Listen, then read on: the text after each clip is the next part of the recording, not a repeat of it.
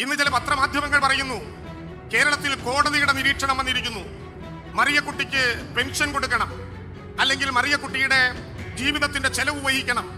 ഇത് കേരളത്തിലെ ഗവൺമെന്റിനേറ്റ തിരിച്ചടിയാണോ?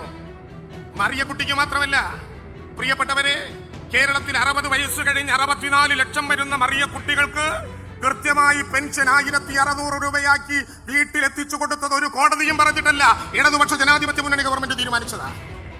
കോടതി പണ്ടായിരുന്നെങ്കിൽ 600 രൂപ കൊടുക്കാനേ പറയുമായിരുന്നുള്ളൂ. UDF ഗവൺമെന്റിന്റെ കാലത്ത് 2011 മുതൽ 16 വരെ രാഷ്ട്രീയം പറയല്ല ഞങ്ങൾ. കേരളത്തിൽ സാമൂഹിക ക്ഷേമ പെൻഷൻ കൊടുത്തത് എത്രയാ? 600 രൂപ വീതം. എത്ര പേർക്ക്? 34 ലക്ഷം പേർക്ക്. അതിൽ 60 മാസത്തിൽ 18 മാസക്കാലം ഭരണത്തിൽ അത് കൊടുത്തുമില്ല. ആ 18 മാസക്കാലത്തെ കുടിശ്ശിക കഴിഞ്ഞ ഗവൺമെന്റിന്റെ കുറ്റമെന്ന് പ്രഖ്യാപിച്ച് എഴുതി തള്ളുകയായിരുന്നില്ല. പ്രിയപ്പെട്ട പിണറായി വിജയൻ പറഞ്ഞു, കേരളത്തിന്റെ മുഖ്യമന്ത്രി പറഞ്ഞു, ഭരിച്ചത് ഏത് ഗവൺമെന്റ് ആണെങ്കിലും കേരളത്തിലെ ജനങ്ങളാണവർ, അവർക്ക് ആ കുടിശ്ശിക കൊടുക്കേണ്ടത് ഈ ഗവൺമെന്റിന്റെ ഉത്തരവാദിത്വം. 18 മാസക്കാലത്തെയും 600 രൂപ എന്ന പെൻഷൻ കൊടുത്തു.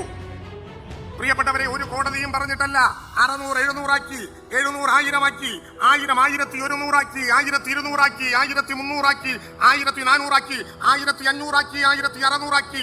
കേരളത്തിൽ 64 ലക്ഷം വരുന്ന മനുഷ്യരുടെ വീടുകളിൽ 1600 രൂപ എന്ന സാമൂഹിക പെൻഷൻ കൊടുക്കുന്ന നാടിന്റെ പേര് ഈ കേരളമെന്നാണ്. അതാക്കിയത് ഇടതുപക്ഷ ജനാധിപത്യ മുന്നണി ഗവൺമെന്റ്.